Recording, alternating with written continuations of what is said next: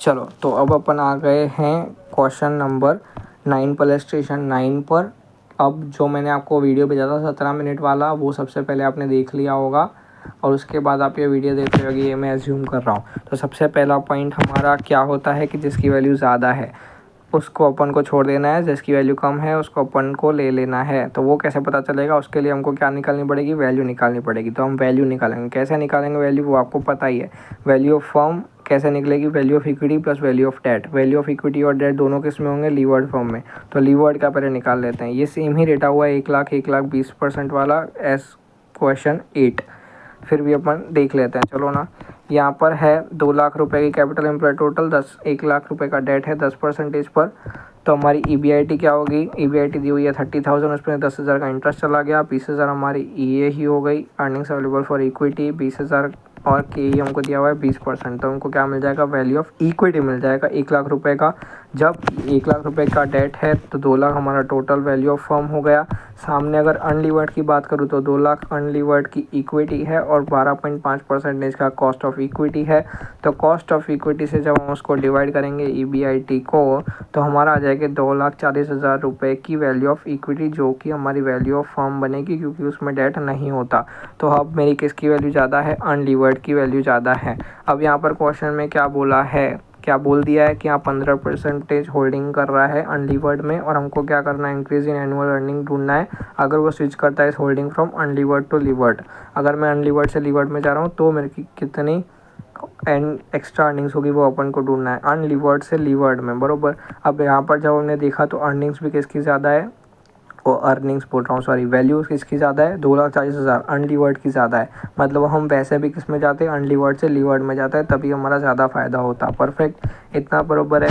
अब मैंने क्या बोला था, दूसरा हमको same percentage of holding match करना है। अब बस वो 4 पॉइंट्स वाला ध्यान रखना तो आपको सब कुछ समझ आ जाएगा, बरोबर। क्या है अब दूसरा पॉइंट था हमारा सेम परसेंटेज ऑफ होल्डिंग। अब अगर यहाँ पर मैं देखूँ तो 15% होल्ड कर रहा है, इक्विटी का 15%, 1 लाख का 15%, 15,000 रुपये मेरे को बेच के मिलेंगे 15,000 रुपये। सामने उसकी इक्विटी है 2 लाख और 2 लाख, हाँ 2 लाख का 15% मेरे को होल्डिंग करना है, कितना मिलता है 30,000 रुपये, बरोबर। मेरे को इन्वेस्ट करने हैं 30,000 रुपये और मेरे को बेच के मिल रहा है 1 लाख का 15% 15,000 रुपये। तो मेरे को 15,000 का डेट क्या करना पड़ेगा, लेना पड़ेगा। क्या करना पड़ेगा, 15,000 का डेट लेना पड़ेगा। अब ये हमारा हो गया दूसरा प्रोसेस। तीसरा प्रोसेस हमारा क्या है कि हमको रेशियो मैच करना है इक्विटी एंड डेट का। अगर मैं 1 लाख का 15% का इक्विटी बेच रहा हूँ तो सेम 15% 1 लाख का ही मेरे को क्या करना है, डेट लेना पड़ेगा। मतलब 15,000 की इक्विटी बेचूंगा, 15,000 का डेट लूँगा, तो मेरा 30,000 अमाउंट हो गया जिसको मैं मैच करूँगा। अब लेकिन हाँ बरोबर ठीक है, बट यहाँ पर मैं किस में हूँ, अनलीवर्ड में हूँ, सॉरी मैं उल्टा प्रोसेस दोहरा रहा था। मेरे पास है 2 लाख रुपए के 15% शेयर्स, तो 2 लाख का 15% हो गया 30,000 रुपये, बरोबर। अब मेरे को मैं बेचूंगा 30,000 की होल्डिंग, बट अगर मैं परसेंटेज ऑफ होल्डिंग मैच करूँ इक्विटी से, मतलब मैं अगर लीवर्ड के 1 लाख के 15% के शेयर्स लेना चाहूँ तो 15,000 के शेयर्स लूँगा मैं, मतलब 15,000 के शेयर्स लूँगा, फिर भी मेरे पास 15,000 बचेंगे। मतलब मैं वो डेट एज अ देने वाला हूँ, डेट देने वाला हूँ। और अगर मेरे को सेम रेशियो मेंटेन करना है, बरोबर, तो यहाँ पर मैं क्या करूँगा, वैल्यू ऑफ फर्म देखूँगा 2,40,000 और उसका 15% मेरे को कितना मिलेगा, 36,000 रुपये। 36,000 रुपये मेरे को मिलेगा अभी बेचने पर। उस 36,000 को मैं क्या करूँगा, इस रेशियो में बांटूंगा। कौन से रेशियो में, 1 लाख और 1 लाख वाले, ये रहा 1 लाख और 1 लाख वाले रेशियो में बांटूंगा। सिंपल देखो, 2,40,000 का 15% कितना होता है, 36,000 रुपये, जो कि मेरे को मिलेगा। लेकिन मैं अगर उस इक्विटी के 1 लाख की इक्विटी के 15% को अगर मैं खरीदना चाहूँ तो मैं 15,000 में खरीद लूँगा। बाकी मेरे पास 21,000 रुपये ऐसे ही पड़े होंगे, तो वो मैं किस में इन्वेस्ट करूँगा, डेट में इन्वेस्ट करूँगा। बस किस रेशियो में इन्वेस्ट करूँगा, उन दोनों के रेशियो में इन्वेस्ट करूँगा, इक्विटी और डेट के। मतलब मेरे पास टोटल 36,000 रुपये हैं, तो मैं उसको कैसे इन्वेस्ट करूँगा, 18,000 और 18,000, 18,000 और 18,000। अब देखिए क्या ऐसे किया हुआ है, यस 36,000 रुपये मेरे को टोटल इन्वेस्ट करने हैं जो भी मेरे को मिले, और 18,000 किस में इन्वेस्ट करूँगा, लैंड मनी में, मतलब डेट दूंगा। और 18,000 के मैं क्या करूँगा, इक्विटी दूंगा, बरोबर। टोटल मैंने 36,000 दे दिया। अब मेरे को रिटर्न कितना मिलेगा, रिटर्न ऑफ इक्विटी कितना है लीवर्ड फॉर्म में 20% है, तो मेरे को इक्विटी पर 18,000 का 20% 3600 रुपया ब्याज मिला, और ब्याज मिल रहा हूँ, डिविडेंड मिला। फिर जो डेट है वो डेट कितने पर लिया हुआ है, देखो 10% पर लिया हुआ है। मतलब मैं अगर 1,00,000 रुपये का मैं उसको कितने का दे रहा हूँ, 18,000 रुपये का दे रहा हूँ, तो 18,000 का 10% मेरे को 1800 का उस पर ब्याज मिलेगा। टोटल मेरा पैसा आया 5400 रुपये का, बरोबर। अब जो उसमें से मैं क्या माइनस करूँगा, जितना मेरे को अनलीवर्ड फर्म में पैसा मिलता, 2,40,000 रुपये टोटल उस वैल्यू की फर्म की वैल्यू थी, उसका 15% में होल्डिंग करता था, मतलब 36,000 रुपये। उस 36,000 रुपये पर मेरे को कितना 12.5% का होल्डिंग 12.5% का रिटर्न मिलता। उस 36,000 का 12.5% अगर मैं करूँगा, यहाँ पर लिखा होगा देखो, 36,000 का 12.5% किसका, अनलीवर्ड फर्म में मेरे को कितनी इनकम होती, तो 4,500 की इनकम होती, जो कि मैं माइनस करूँगा जो इतनी मेरे को अभी इनकम हो रही है, तो एक्स्ट्रा इनकम जो 900 रुपये हुई वो क्या हुई, incremental income due to arbitrage. अब इसको निकालने का दूसरा तरीका बताता हूँ। मेरे को कितने 2,40,000 पे 2,40,000 का 15% मेरे को मिल रहा था, बरोबर। 36,000 रुपये मेरे को मिल रहा था, बरोबर, परफेक्ट। अब मैं अगर उसमें इन्वेस्ट करता कितना, ये रहा 1,00,000 का 15% मेरे को इन्वेस्ट करना था, सेम परसेंटेज ऑफ होल्डिंग, 15% यहाँ, 15% यहाँ, मतलब 15,000 और 15,000, टोटल 30,000 में इन्वेस्ट करता। 36,000 मेरे को मिलते, जिसमें से मैं 30,000 इन्वेस्ट करता, बाकी 6,000 मेरे पास पड़े होते। उस 6,000 पर मेरे को क्या मिलता, पैसा मिलता, एक पर डिविडेंड मिलता और एक पर कितना क्या मिलता, इंटरेस्ट मिलता। उस 6,000 को मैं क्या करूँगा, रेशियो में मेंटेन करूँगा, 1,00,000 और 1,00,000, मतलब 6,000 को 3,000 और 3,000। एक 3,000 पर मेरे को 10% मिलेगा, मतलब 300 रुपया, और एक 3,000 इक्विटी पर मेरे को KE के हिसाब से 20% मिलेगा, मतलब एक 3,000 पर 10% 300, और एक 3,000 पर 20% 600 रुपया। टोटल 300 और 600 मेरे को कितना मिलेगा, 900 रुपया एक्स्ट्रा मिलेगा, जो कि ये रहा। अगर आपको नहीं समझ आया हो कुछ भी इसमें अभी तक के 4 सम्स में, तो आप मेरे को क्या करोगे बता देना। मैं कल आपको ये फटाफट से, कल आप सुबह को उठ के पहले ये सारे वीडियोस देख लेना प्लीज़। तो फिर मैं आपको दोपहर को वहाँ पर बैठ के लंच का ब्रेक लेके 1 घंटा बैठ के आपको सब कुछ सॉल्व करवा दूँगा बुक्स में, बरोबर। ठीक है, चलो अब आगे बढ़ते हैं इलस्ट्रेशन 10 में। वो मैंने भी अभी तक नहीं किया है, साथ में कर लेते हैं।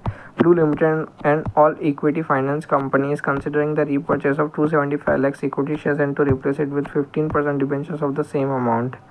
ठीक है, current market value of the company is 750 lakh with its cost of capital of 20%. The company's earning EBIT are expected to remain constant in future years. The company also has a policy of distributing its entire earning as dividend। Assuming the corporate tax rate, अब यहाँ पर 30% भी आ गया tax rate का। You are required to calculate the impact. अब ये देखो अप्रोच वाला क्वेश्चन है, ठीक है, इसमें मेरे को थोड़ा है ना, चलो करके देखते हैं, नहीं हुआ तो फिर सॉल्व कर लेंगे, वादा नहीं।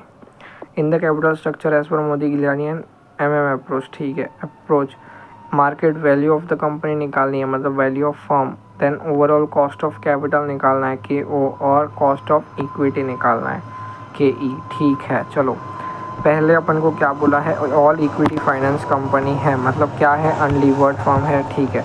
इस considering the repurchase of 275 lakh equity shares, बरोबर। 275 लैक्स की क्या है, उसकी क्या बोलते हैं, ठीक है, चलो जान दो।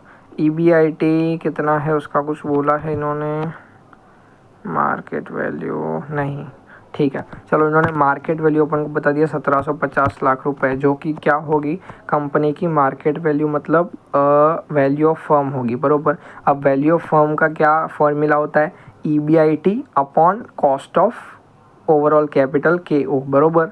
इतना तो याद है, परफेक्ट। तो यहाँ पर मैं वो सेम लगा रहा हूँ, नेट इनकम मतलब EBIT अपॉन KE या KO, यहाँ पर दोनों सेम ही होंगे क्योंकि अनलीवर्ड फॉर्म है। परफेक्ट। तो यहाँ पर अपॉन में के डाल दिया 0.20 और यहाँ पर मार्केट वैल्यू डाल दी 1750 लाख रुपए। 1750 का 20% कितना आ गया 350 लाख रुपए EBIT हमको मिल चुकी है। परफेक्ट। EBIT हमको मिल गई। अब यहाँ पर टैक्स रेट बोला है, बरोबर।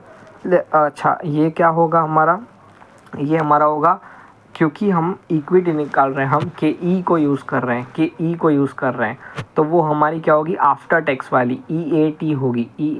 EAT अर्निंग आफ्टर टैक्स, बरोबर। तो अर्निंग आफ्टर टैक्स मेरा कितना निकला 350 लाख रुपए निकला, 350 लाख रुपए, बरोबर।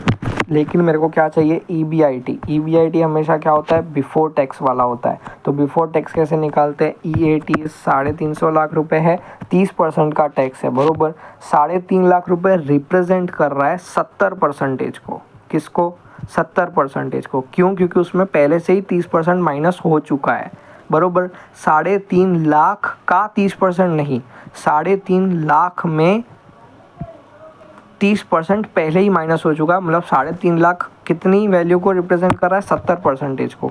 मतलब एक में से अगर आप 0.3 को माइनस करोगे तो 0.7 आएगा, मतलब 70%। 350 लाख इज रिप्रेजेंटिंग 70% और जो भी रिप्रेजेंट कर रहा होता है वो डिवाइड में चला जाता है। मतलब 350 लाख डिवाइड बाय 70% मतलब 0.7, तो हमारा आ जाएगा 500 लाख। अगर आप 500 लाख का 30% करोगे टैक्स तो 150 लाख आएगा, और 500 लाख में से 150 लाख माइनस करोगे तो 350 लाख आपका EAT आ जाएगा। परफेक्ट। टैक्स माइनस करके टैक्स आपका आ जाएगा 150 लाख रुपए। परफेक्ट। तो आपको EBIT मिल गया 500 लाख रुपए। अब यहाँ पर क्या बोल रहे हैं, सीधा दूसरा ही ऑप्शन दिया जा रहा है कि वो लोग क्या करेंगे, इक्विटी एंड डेट करेंगे। डेट लेंगे कितने का 275 लाख इक्विटी शेयर्स का, बरोबर। डेट लेंगे 275 लाख का, बरोबर। जिस कितने परसेंटेज पर लेंगे 15% के डिबेंचर्स। परफेक्ट। EBIT हमको हमारा दोनों में से रहेगा 500 लाख और 500 लाख। अब इस ऑल इक्विटी वाले में इंटरेस्ट तो आएगा ही नहीं, बट इक्विटी एंड डेट वाले में इंटरेस्ट आएगा 275 लाख। जितना हम डेट लेंगे उस पर 15% का 41.25 लाख। अर्निंग बिफोर टैक्स आपका आ गया 500 और 458.75, जिस पर दोनों पर टैक्स लग जाएगा। यहाँ पर 150, वहाँ पर 137.63। Income available to equity share holders मतलब EAE आपका आ जाएगा 350 और 321.12। Market value of the company क्या होगी, मार्केट वैल्यू अब जो पहले मार्केट वैल्यू दी थी 1750, वो हमारी क्या थी बिफोर कौन से ऑप्शन वाली थी, ऑल इक्विटी वाले में थी। बट हमको कौन सी निकालनी है, इक्विटी एंड डेट वाले में निकालनी है।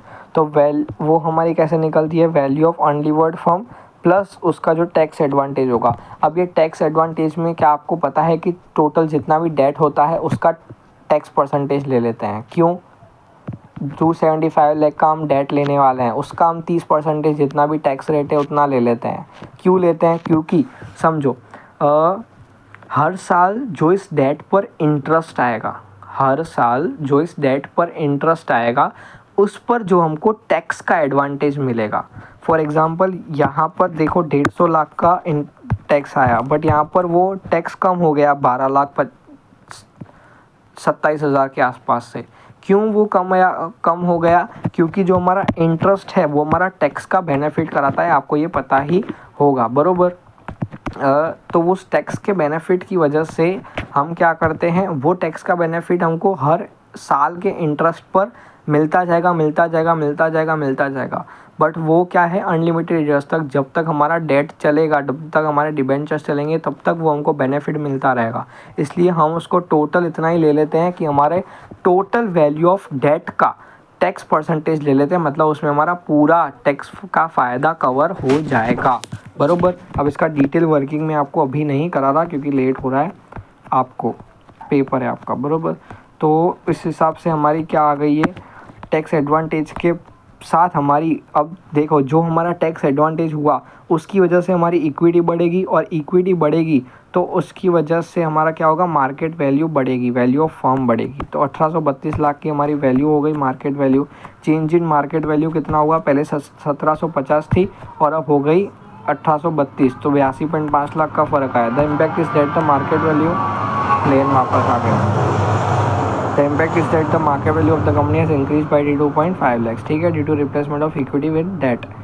ओवरऑल कॉस्ट ऑफ कैपिटल हमको निकालने को बोला हुआ है KO कैसे निकलता है बताओ, market value of company, market value of equity, market value कैसे निकलेगी इक्विटी की, जो कि हमारी लीवर्ड फर्म की मार्केट वैल्यू निकली, ये रही market value of levered firm जो हमने निकाली 1832 लाख रुपए।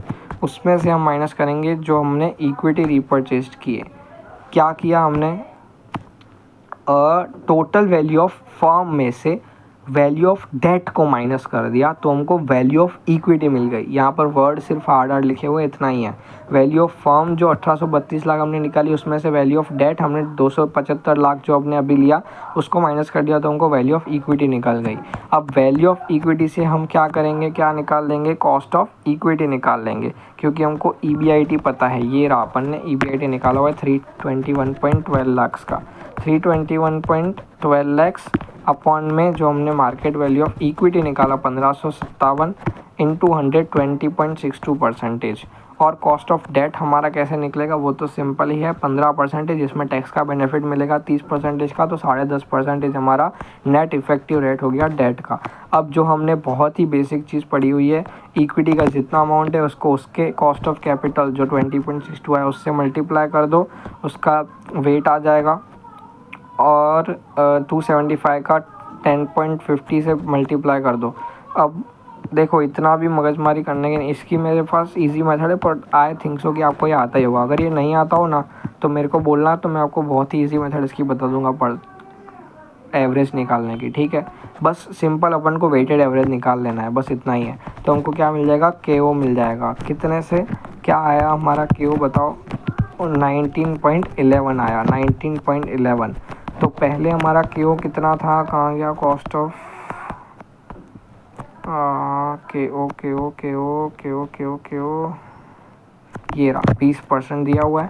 तो अब हमारा आ गया 19.11, जिसकी वजह से हमारा कम हुआ है KO बराबर 0.89। तो हमारा डेट लाने की वजह से फ़ायदा हो गया, ओवरऑल कॉस्ट ऑफ कैपिटल हमारी कम हो गई।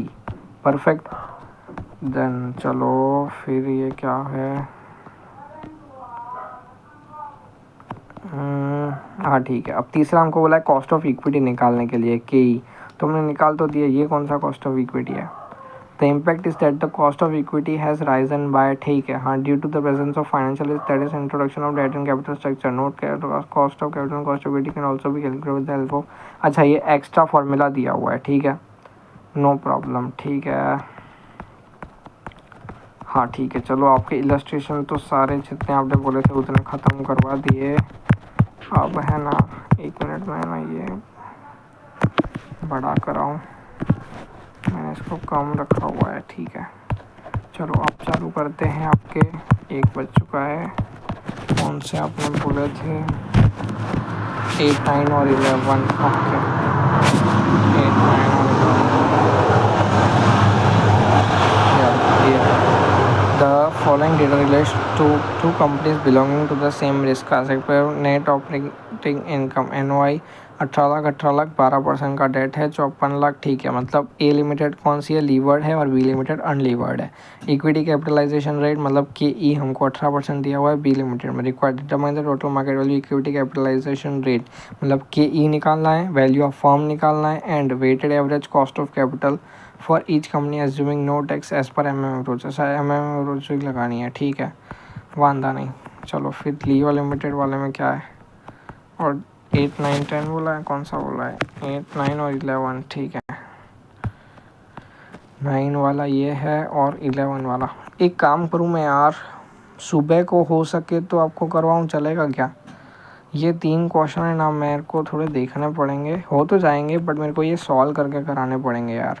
तो मैं सोच रहा हूँ कि कल इसकी वहाँ पर है ना जाकर प्रिंट निकाल के उधर वैसे ही पेजेस पड़े ही होते हैं फ्री में, तो उधर प्रिंट निकाल के फिर आपको सॉल्व कराऊँ यार, क्योंकि मेरे को है ना प्रॉब्लम हो जाएगी ऐसे। मैं लिख तो दूँगा, कोई टेंशन नहीं है। चलो मैं कोशिश करता हूँ अभी रात को हो सके तो, वरना फिर कल दोपहर को करवा दूँगा ये 3 क्वेश्चन। ओके, सॉरी यार।